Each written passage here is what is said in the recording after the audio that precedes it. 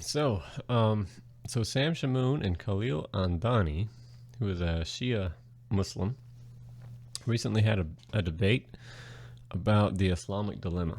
So I wanted to make another video kind of explaining the Islamic dilemma, just kind of breaking it down and just sort of describing the argument. I want to work through each branch of this dilemma and how it's important for you to think about it. So the first horn of the dilemma is that you take the Quran at face value. Certain verses that you take at face value, it sounds like the Christian and Jewish scriptures are being confirmed by the Quran, but when you read those scriptures, they contradict the Quran, and so therefore Islam is false or the Quran is false because it claims to affirm something and it doesn't confirm it. So that's the easy horn of the dilemma.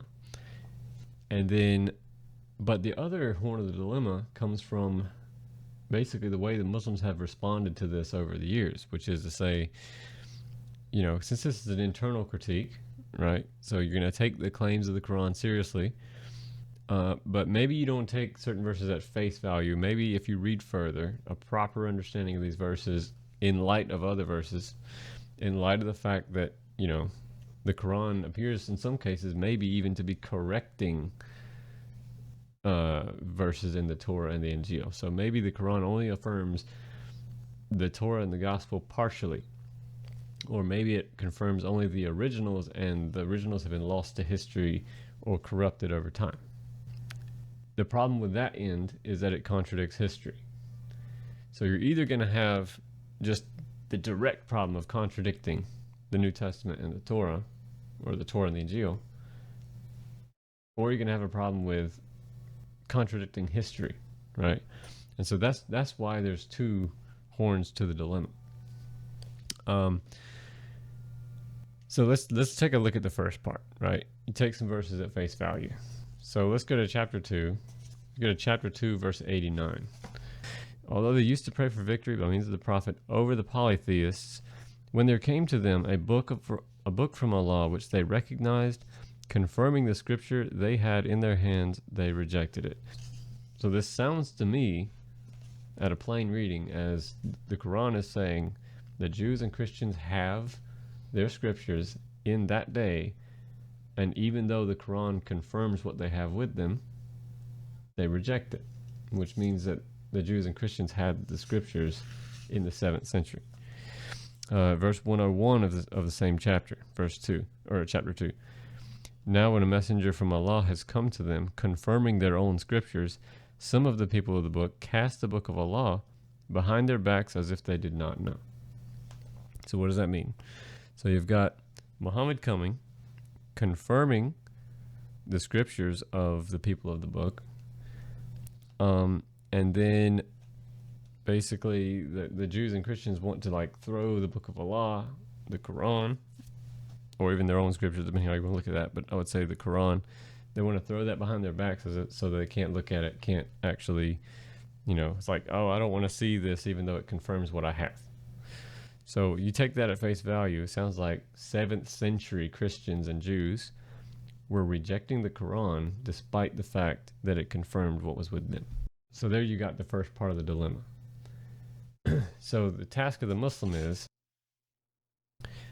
tell me how the Quran is not confirming the New Testament and the Old Testament, or at least the Torah and the Gospel.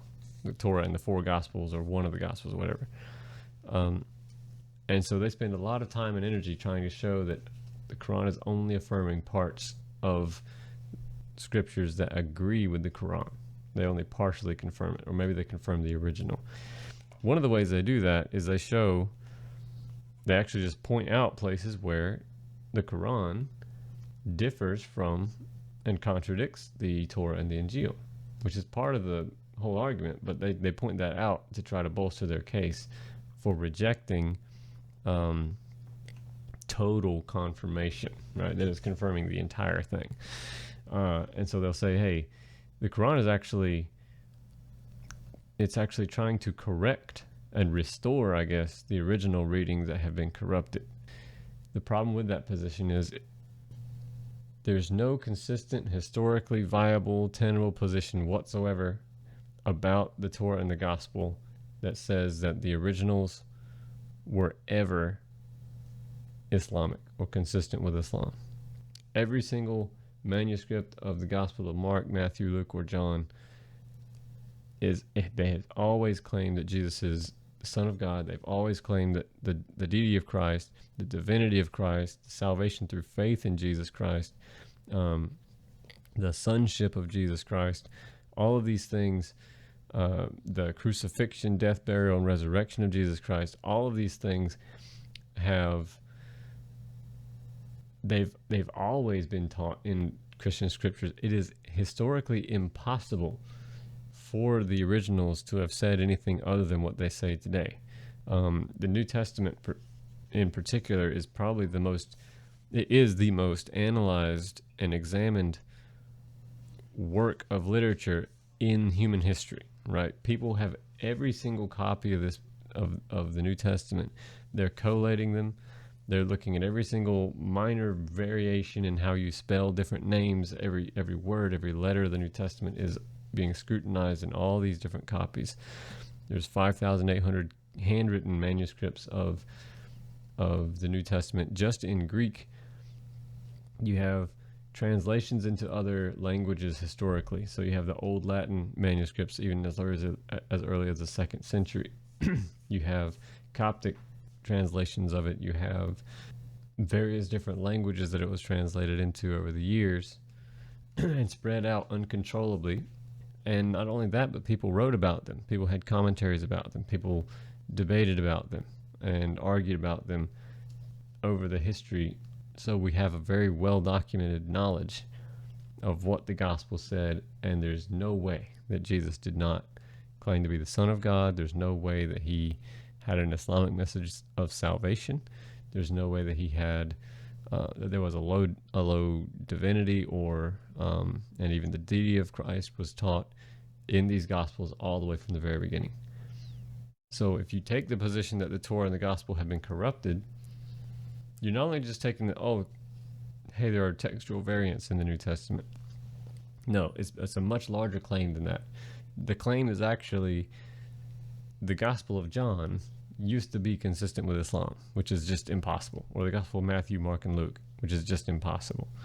So on the one hand, you take the Quran seriously, it confirms the Torah and the Injil that we have today, or that was around in the 7th century, and we see that they contradict each other, so the Quran is false. That's the easiest part of the dilemma. The second part is, even if you grant the idea that the Quran is claiming that the Torah and the Injil were corrupted, when you actually just examine the historical facts about that, it's not true.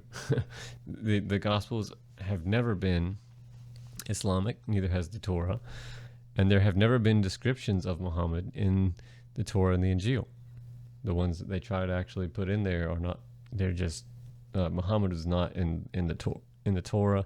Muhammad's not in the Gospel, and it's very clear. So that's basically the explanation of the Islamic dilemma. So in the debate, I think Sam's opponent was trying to spend more energy justifying his taking the second horn of the dilemma, but he didn't want to actually answer the second horn, where you actually try to make a case for that historical claim. Once you take the idea that the Quran is saying the Torah and the Injil are corrupted, fine, let's grant you all that. Demonstrate that they actually have been corrupted, that the originals were consistent with Islam, and you can't do that. So anyway, that is all for today. I do appreciate you watching. I'm probably going to do more videos on Islam and other things, especially with the Islamic dilemma, when it comes up. And so stay tuned for that. But for now, thanks for watching, and I will see you next time.